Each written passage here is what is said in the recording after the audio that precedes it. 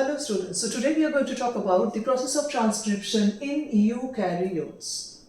As we already know that the transcription process in eukaryotes is a more complex process as it occurs in prokaryotes. Why? Because there is the presence of three RNA polymerases. RNA polymerase I, RNA polymerase II and RNA polymerase III. RNA polymerase I transcribes rRNAs.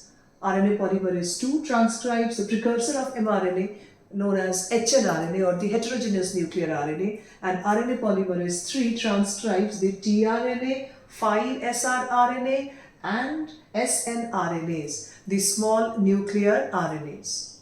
And remember, this transcription takes place in the nucleus. So apart from the normal RNA polymerases present in the organelles, these three extra RNA polymerases are present.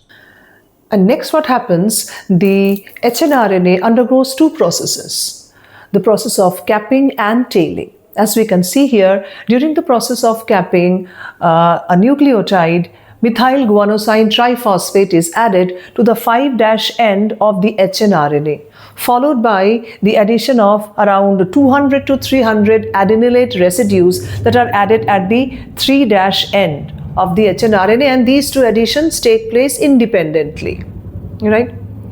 Followed by this is the process of splicing, where the introns, as you can see over here, the introns are removed and the exons get rejoined. Thus, the finally processed hRNA is formed, which is now known as the mRNA or the messenger RNA. So to summarize the process of transcription in eukaryotes, let's check the steps. It involves initiation, elongation, termination, formation of this hnRNA, the precursors of mRNA, followed by the process of splicing, capping and tailing that finally results into the formation of processed RNA. Now this mRNA, which is formed in the nucleus, that comes out of the nucleus through the nucleopore, reaches the cytoplasm for the process of protein synthesis, the translation process. Hope this video is useful to you, and if you want more videos like that, please write down in the comments so that I can come up with more explanatory videos on genetics. Thank you.